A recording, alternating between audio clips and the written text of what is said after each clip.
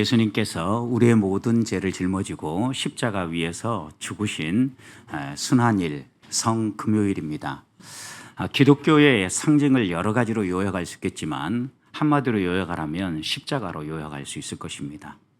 십자가 위에 하나님의 사랑이 드러나고 십자가 위에 복음이 무엇인가 하나님이 분명히 새겨주었기 때문에 기독교는 지난 과거 2000년의 역사를 통하여서 가장 중요한 상징 가운데 하나로 십자가를 붙잡고 또 십자가를 바라보며 여기까지 걸어오고 있습니다. 특별히 이 십자가의 길을 지난 고난주간 한 주간 동안 우리 주님께서 예루살렘에 입성하시면서 시작하여서 어떻게 십자가에 매어 달리셨는지까지 쭉 살펴보았습니다. 우리들이 이 십자가의 길을 걸어갈 때 제일 먼저 점검해야 될 것이 있다고 하면 주님과 우리의 관계입니다. 나는 주님과 어떤 관계를 맺고 따라가는가? 주님이 걸어가신 그 십자가의 길을 걸어가기 원하면서 우리는 때때로 주님을 좀 멀리 그리고 관망하는 자세로 또 적당하게 좀 신사적으로 내가 이 정도 믿으면 좋겠다 생각하는 정도로 따라가려고 합니다. 여러분, 그런데 우리들이 때때로 이렇게 주님과의 거리감을 두고 따라가면 베드로처럼 실수할 수밖에 없고 배반할 수밖에 없다는 사실을 잊지 말아야 합니다. 가룟 유다도 보십시오. 자신의 생각과 주님의 생각이 다르다고 생각을 할 때 어떻게 해서든지 예수 그리스도가 로마의 압제로부터 구원하고 그들의 구원자로 서기를 원했기 때문에 일부러 스승을 팔아보지 않습니까? 여러분, 그런데 예수 그리스도가 정죄당하고 유대인의 왕이라는 제목으로 십자가에 매어 달릴 판결을 받고 내어줄 때 여러분 생각해 보십시오. 그때 가룟 유다는 자신의 생각이 잘못되었다라는 것을 깨닫게 되죠. 후회를 합니다. 그런데 후회하는 일을 돌리고자 했지만 그는 하나님이 가르쳐 주신 말씀대로 그 후회를 돌이킨 게 아니라 인간적인 방법으로 멋지게 자기 나름대로 좀 멋지게 생을 마감합니다. 항상 우리는 우리 안에 가지고 있는 욕심, 내가 가지고 있는 그 기준 때문에 깨닫고도 후회하면서도 끝까지 돌이키지 못하고 생을 마감할 때가 있다는 것입니다. 그래서 십자가의 길을 걸어가는 사람은 주님이 우리에게 깨우쳐 주시는 것이 말씀이든 주변의 이웃이든 여러 가지 환경이든 깨달을 때마다 주저하지 않고 그때 우리가 걸어가는 길을 점검하고 다시 한 번 더 십자가의 주님을 바라보면서 따라가야 한다는 것입니다. 그래야 선택을 해야 될 순간에 빌라도처럼 무엇이 진리인지 알면서 우유부단하지 않고 세상의 가치와 세상의 인기에 편승하지 아니하고 내 안에 있는 욕심을 따라 선택하지 아니하고 진리를 선택하며 하나님이 원하시는 그 십자가의 길을 걸어갈 수 있다는 겁니다. 이렇게 걸어간다고 해도 우리 각자에게 주어진 우리 각자가 짊어지고 가야 할 십자가가 가볍지 않기 때문에 우리는 자주 넘어집니다. 그때마다 우리 주님이 우리에게 손을 내밀면서 붙잡아 주시고 그 짊어진 십자가가 짐이 아니라 복이 된다는 사실을 넘어지는 그 자리에서 다시 한번 경험하고 또 깨우쳐 주시는 거죠. 마치 시인이 고백했던 것처럼 시온으로 향하는 대로에 서 있는 그 사람은 설령 눈물 골짜기를 지난다 할지라도 그 눈물 골짜기가 샘의 곳이 되어지고 하나님의 영광의 손길을 맛보는 자리가 된다는 그 고백처럼 우리들이 짊어지고 가는 그 십자가 비록 무겁고 힘들어도 끝까지 그 길을 걸어가면 바로 그 자리가 하나님의 놀라운 은혜와 복을 누리는 자리가 되게 해 주신다는 약속입니다. 구레네 시몬이 그 증인입니다. 교회 가지 않았습니다. 얼떨결에 짊어졌습니다. 억지로 짊어졌습니다. 그럼에도 불구하고 그 십자가가 그에게 복이 되었고 그뿐만 아니라 그의 온 가족이 예수 그리스도를 개인의 구주로 영접하고 온 집이 하나님의 손에 쓰임받는 놀라운 복을 누리게 되지 않습니까? 그런 점에서 하나님은 때때로 우리에게 억지로라도 우리에게 맡겨줄 십자가를 짊어지고 따라오라고 부르고 계시는 것입니다. 그래서 우리 주님은 십자가에 매어 달리는 그 순간에도 매어 달리는 어리석은 사람, 매다는 어리석은 사람들을 향하여 기도하며 용서의 복음을 들려주셨을 뿐만 아니라 그들의 죄가 무엇인지, 그리고 십자가의 진정한 도가 무엇인지를 선명하게 보여주신 것입니다. 그렇게 우리 주님은 십자가에 매 달리셨고 운명하셨습니다. 우리 주님이 운명하셨을 때, 그때 밤이 깊어가는 그 순간에 은밀하게 움직이는 두 움직임이 있었습니다. 하나의 움직임은 아리마대 사람 요셉의 움직임입니다. 그는 빌라도를 찾아가 예수 그리스도의 시체를 요구했고 예수 그리스도의 시체를 자신의 새 무덤에 장사 치릅니다. 또 하나의 움직임은 대제사장과 바리새인의 움직임입니다. 산헤드린 공의회의 움직임입니다. 이들은 평소에 예수님이 하셨던 말씀이 마음에 걸렸던 것 같습니다. 예수님이 3일 후에 부활하실 것이다 라고 말씀하시는 것을 속이는 것이다, 거짓말하는 것이다 라고 이야기했음에도 불구하고 정작 예수 그리스도가 운명하시고 나니까 혹시라도 살아날 수도 있겠다라는 생각을 한 것 같습니다. 그래서 이 산헤드린 공의회 사람들은 그 밤에 모여서 무덤을 봉인하기로 결정합니다. 그리고 경비병을 두어서 철저하게 지키기로 결정을 합니다. 이런 두 개의 움직임 가운데 우리들이 한 가지 꼭 생각해야 될 것이 있습니다. 이런 움직임을 보면 우리 주님이 십자가 위에서 죽으시고 운명할 때 많은 사람들이 모든 것이 다 끝났다라고 생각할 수 있습니다. 엠마오로 내려가던 두 제자를 여러분 생각해 보십시오. 그들은 주님을 따르고자 주님을 바라보며 따랐던 제자들이었습니다. 그럼에도 불구하고 그들은 우리 주님이 십자가에서 운명할 때 모든 것이 끝났다라고 생각했기 때문에 자신들의 고향을 향하여 내려가고 있었던 겁니다. 그런데 오해입니다. 기독교는 죽음으로 끝나는 종교가 아니라 죽음을 넘어서 영원한 생명이 무엇인가를 더 선명하게 죽음과 생명을 대비하여서 보여주는 종교가 기독교입니다. 죽음 이후에 영원한 생명이 있다는 것을 우리들이 알려고 하면 죽음을 맞이하는 사람들을 보면 알 수 있고, 또 죽음 이후에 그들의 표정들을 통하여서 어떤 메시지들을 우리에게 나누는지 보면 더 선명하게 알 수 있습니다. 여러분, 그런데 예수 그리스도를 처형하고 모든 것이 잘 마무리됐다, 이제는 우리 계획대로 되어졌다, 더 이상 고민하지 않아도 되겠다라고 생각했던 이 산헤드린 공의의 사람들을 보십시오. 그들은 오히려 예수 그리스도가 죽은 이후에 더 분주하게 움직이지 않습니까? 그들의 말대로 오늘 본문에 있는 것처럼 예수님이 속이는 사람이라고 하면 걱정할 필요가 뭐가 있습니까, 여러분? 그들이 믿는 대로 그 속이는 자가 죽었다면 3일 후에 부활할 거라는 이 얘기 역시 거짓말 아닙니까, 여러분? 전혀 고민할 필요가 없죠. 봉인이 필요 없습니다. 경비병이 필요 없습니다.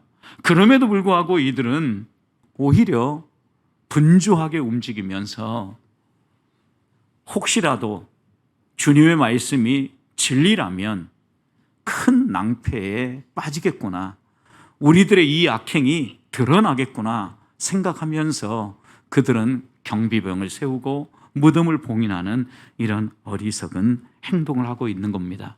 왜 어리석은 행동입니까?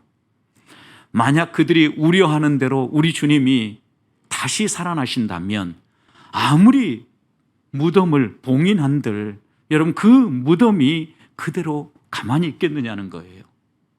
봉인이 아니라 그 어떤 것을 가지고 막아 선다 할지라도 죽은 사람도 살리시는 하나님이라면 막힌 곳, 닫힌 곳 하나 여는 것 아무런 문제가 아니지 않겠습니까? 그러니 이런 행동을 하고 있는 이 산헤드린 공의회의 사람들은 정말 어리석기 짝이 없는 사람인 것입니다. 하나님 앞에서 주님의 마지막 남은 시선을 깨끗하게 장사 지내는 아리마대 사람 요셉을 보십시오. 57절입니다.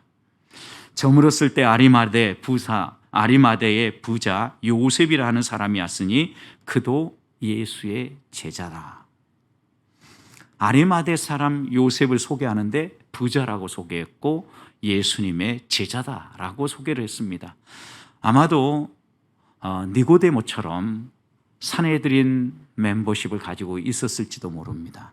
그러나 분명한 것은 그도 조용히 주님 앞에 나와서 복음을 듣고 주의 제자가 되기로 작정한 사람이라는 겁니다.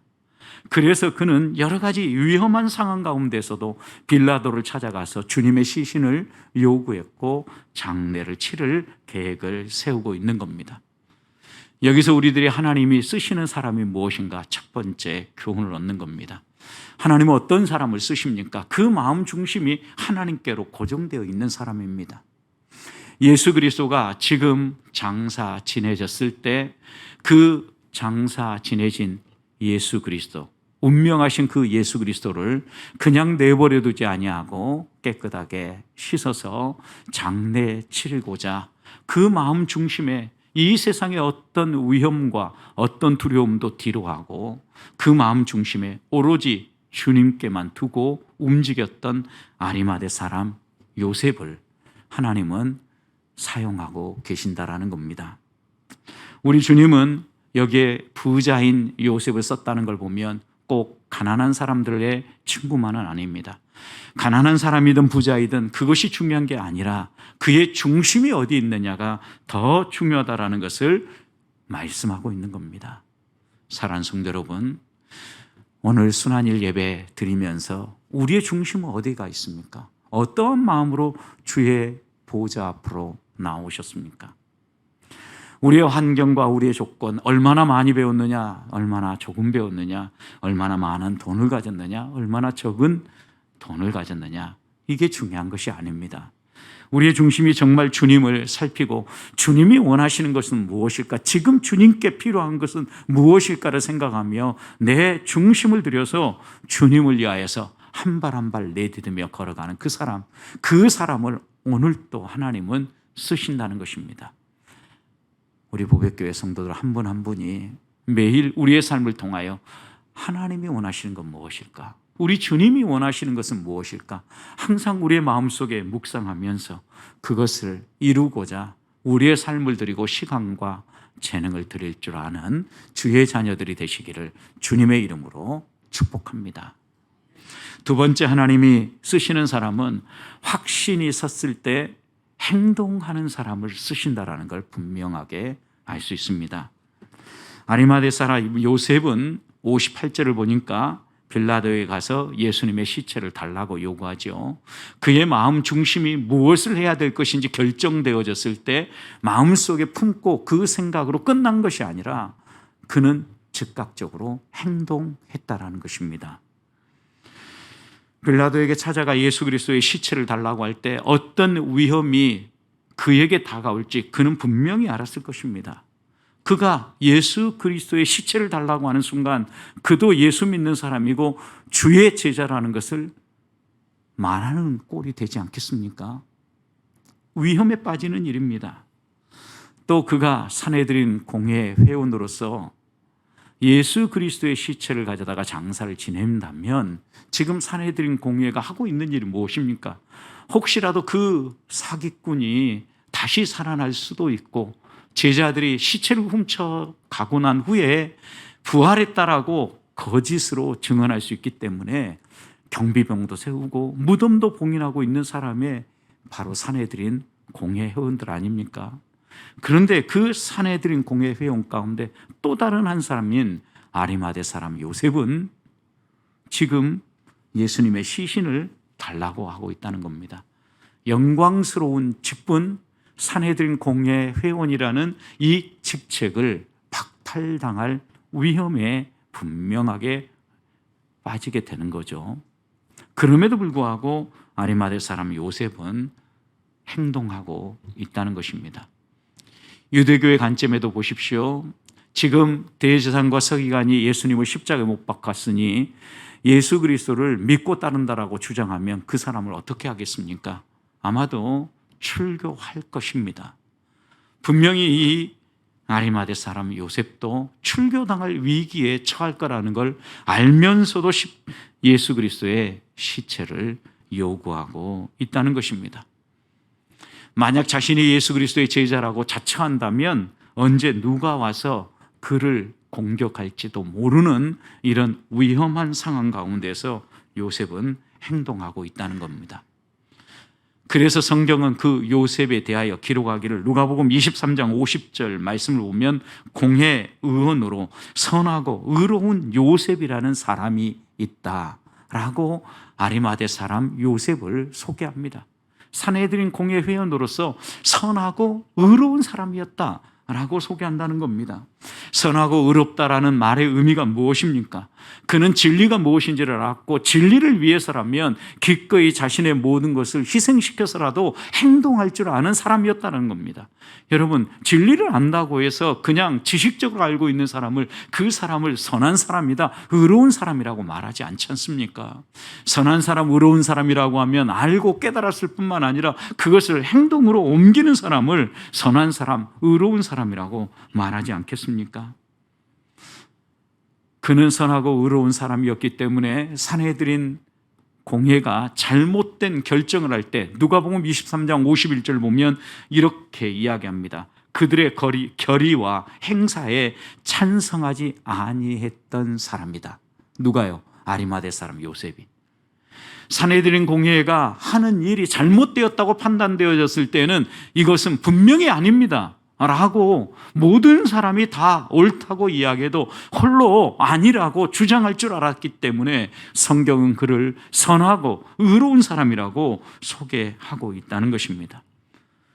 그의 또 하나의 특징은 누가복음 23장 51절 마지막에 보면 하나님 나라를 기다리는 사람이라고 했습니다. 분명히 예수님이 하나님 나라를 가져오는 사람일 뿐만 아니라 그 예수 그리스도를 통하여서 영원한 하나님 나라가 열린다는 사실을 기억하고 이 믿음을 가지고 간절히 하나님 나라를 사모하며 기다렸던 사람이 아리마대 사람 요셉이었다는 말씀입니다. 사랑하는 성도 여러분, 진리가 무엇인지 알면서도 그대로 살기가 쉽지 않은 세상을 우리는 살고 있습니다. 그런 우리들과 오늘 본문에서 만나는 요셉은 닮아 있습니까? 아니면 전혀 다르게 느껴지십니까? 저는 우리 보배교회 성도님들이 지금은 조금 다르고 멀리 떨어져 있다 할지라도 매일 한 발 한 발 주님을 닮듯 의롭고 선한 삶을 살아가던 믿음의 선배들이 걷는 그 길을 걸어가므로 우리들도 주님 앞에 서는 그날에는 아리마대 사람 요셉처럼 의롭고 선한 사람으로 다듬어질 수 있기를, 아니 분명히 다듬어지리라는 믿음을 가지고 하루하루 살아갈 수 있게 되기를 주님의 이름으로 축복합니다. 믿음의 사람, 주의 말씀을 가지고 그 말씀대로 살고자 하나님 앞에 간절히 기도하고 의지하는 사람은 하나님이 그냥 내버려 두지 않습니다. 항상 찾아오셔서 그렇게 살아갈 수 있도록 힘을 주실 뿐만 아니라 어떤 위기상을 만날 때 빠져나갈 지혜도 주시고 또 그 위기 가운데 넉넉히 이겨낼 수 있는 맷집도 주시고 또 능력도 허락해 주셔서 우리가 흔들리지 아니하고 그 믿음의 길을 끝까지 걸어갈 수 있도록 아리마대 사람 요셉처럼 위험과 위기가 눈앞에 있다 할지라도 당당하게 찾아가서 시체를 요구하고 예수님을 장사 지내는 것처럼 당당하게 내가 예수 믿는 사람이라고 선포하면서 오늘 이 시대를 살아가기를 주님의 이름으로 축복합니다. 성도답게 살기 위해서 꼭 필요한 것이 있다고 하면 그것은 하나님에 대한 신뢰입니다. 믿음입니다. 다윗은 시편 118편에서 하나님에 대해서 이렇게 고백했습니다. 여호와는 내 편이시라. 여호와는 누구 편이라고요? 내 편이라고요. 하나님이 내 편이에요. 그러니 내가 아무리 큰 위기를 만나도 아무리 큰 어려움을 만나도 당당할 수 있는 거예요. 사무엘상 30장을 보면 다윗은 여러 번의 위기들을 만났습니다. 아말렉 사람들이 공격해 와서 자신의 아내, 자녀들, 그리고 자기와 함께 있는 사람들의 아내, 그리고 자녀들을 다 포로로 잡아서 데려가 버렸습니다. 성읍도 불타버렸습니다. 사람들은 다 포로로 잡혀가 버렸습니다. 사무엘상 30장 4절 보면 이렇게 증언합니다. 그때의 상황을. 다윗과 그와 함께한 백성이 울 기력이 없도록 소리 높여 울었더라. 여러분, 얼마나 속상했겠습니까? 하나님께서 그를 쓰시겠다고 부르셔서 또 기름 부어서 출발한 부름의 소명의 길이었는데 갈수록 어려움들이 그에게 다가오는 것입니다. 고난이 연속으로 다가옵니다.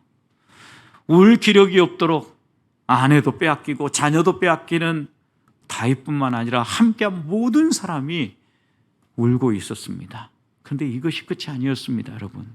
울던 사람들이 곰곰이 생각해 보니까 내 아내가, 내 자녀들이 왜 이런 위기에 빠져야 되는가 곰곰이 생각해 보니까 순전히 다윗 때문이라는 생각이 듭니다. 이들이 갑자기 울다가 마음이 돌변해서 돌을 들어서 다윗을 치려고 합니다. 사무엘상 30장 6절, 백성들이 자녀 때문에 마음이 슬퍼서 다윗을 돌로 치자 하니, 여러분, 아내도 빼앗기고 자녀까지 빼앗긴 그들의 마음이 찢어지다. 그 다음 그들의 생각은 순전히 이 모든 일이 저놈 다윗 때문이다 라는 생각이 들자 돌을 들어서 이제 다 같이 야, 다윗을 죽이자, 이렇게 얘기한 겁니다. 여러분, 이런 위기 상황에서도 다윗은 흔들리지 않았어요. 이렇게 기록합니다. 이어지는 말씀입니다. 다윗이 크게 다급하였으나 그의 하나님 여호와를 힘입고 용기를 얻었더라. 왜요? 다윗은 하나님이 내 편이라고 믿었기 때문이에요. 위급하고 다급한 그 순간에도 하나님이 내 편에 서서 나를 위해서 일하신다라는 걸 믿었기 때문에, 우리 주님이 십자가 위에서 매어 달리면서 나의 하나님 어찌하여 나를 버리십니까? 라고 부르짖는 그 순간에도 다시 하나님을 바라보면서 아버지요, 내 영혼을 아버지 손에 의탁하나이다 라고 고백할 수 있었던 이유가 무엇입니까? 지금은 죄악 때문에, 인류의 이 죄 때문에 내가 아버지로부터 끊어지는 고통을 당한다 할지라도 그 아버지는 나를 영원히 버리지 아니하시고 나를 다시 붙잡을 뿐만 아니라 살리실 뿐만 아니라 내 영혼을 책임져 줄 것이라는 믿음이 있었기 때문에 우리 주님도 그 고뇌에 찬 외침을 하면서 우리 하나님을 바라보며 내 영혼을 맡깁니다 라고 기도할 수 있었던 겁니다. 사랑하는 성도 여러분, 우리의 편은 누구입니까? 내 편이 누구입니까? 여러분, 옆에 사시는 분들입니까? 그래서 옆에 사시는 분입니까? 눈에 보이지 않지만 그 옆에 사는 분보다 우리에게 더 가까이 우리 옆에 계시는 분이 계십니다. 아니, 우리 안에 계시는 분이 계십니다. 우리 하나님이십니다. 하나님에 대한 믿음을 가져야 합니다. 그래서 하나님께서 믿음을 가지고 살아가는 자에게 히브리서 10장 35절, 그러므로 너희는 담대함을 버리지 말아라. 무엇을 버리지 말라고요? 하나님을 향한 믿음, 그 담대함을 버리지 말아라. 이것이 결국에는 큰 상을 얻게 하느니라. 저는 우리 보배교회 성도들이 하나님을 향한 이 믿음, 이 신뢰가 흔들리지 않기를 소망합니다. 하나님이 쓰시는 사람, 그 마음 중심이 하나님께로 고정된 사람일 뿐만 아니라 그 하나님 한 분만을 오롯이 믿고 신뢰하며 행동하는 그리스도입니다. 아리마대 요셉이 그랬습니다. 다윗이 그랬습니다. 하나님이 내 편이라고 믿는 고백만 한 것이 아니라 실제로 다급하고 궁급한 상황 가운데서도 흔들리지 아니하고 하나님을 의지함으로 그 모든 위기들을 넘어설 수 있었던 겁니다. 이 세상에 어떤 위기가 다가온다 할지라도 우리 주님, 십자가에서 주님과 하나님 아버지와의 단절을 경험하면서도 내 영혼을 주님 손에 의탁합니다 고백했던 우리 주님처럼 우리들도 하나님을 믿는 그 믿음으로 어떤 위기 상황을 만나도 넉넉히 지나가십시다. 하나님이 쓰시는 사람은 이런 믿음의 사람입니다. 행동하는 믿음의 사람, 우리 보배교회 모든 성도들이 이런 성도들이 되시기를 주님의 이름으로 축복합니다. 마지막으로 하나님은 믿음의 사람, 꼭 선한 사람만이 아니라 모든 사람을 사용하십니다. 모든 것을 합력하여 하나님의 뜻을 이루십니다. 꼭 하나님을 의지하고 하나님만 따르는 사람만이 아니라 때로는 하나님을 대적하는 사람들도 사용하셔서 하나님의 뜻을 이루어 가신다라는 겁니다. 오늘 본문에서 만나는 대제사장과 바리새인들을 보십시오. 그들은 이 62절 말씀을 보면 이튿날 준비일 다음 날 곧 안식일이죠. 대제사장과 바리새인들이 함께 누구에게 나아갑니까? 빌라도에게 나아갑니다. 그리고 모여서 그들은 준비를 하고 논의를 합니다. 여러분, 안식일은 어떤 날입니까? 이들은 누구보다도 거룩하게 지켜야 된다라고 이야기한 사람들입니다. 그리고 이방인들을 만나면 안 된다라고 가르쳤던 사람들입니다. 그런데 지금 그들은 뭘 하고 있는 겁니까? 자신들이 필요하다고 하면 안식일도 마음대로 깨트리는 사람입니다. 이방인 만나면 더러워진다라고 이야기하지만 필요하니까 그 안식일에도 이방인을 찾아가는 겁니다.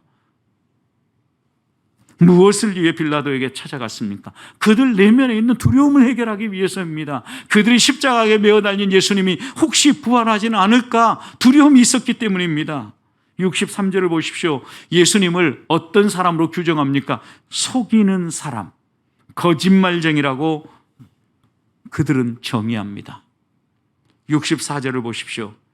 그들은 한 발 더 나아가서 고민합니다. 혹시 제자들이 시체를 훔쳐간 후에 부활했다라고 속일까 걱정을 합니다. 그래서 64절 마지막에 보면 만약 이런 일이 발생한다고 하면 이제는 걷잡을 수 없을 정도로 이 예수교가 유행할 거다.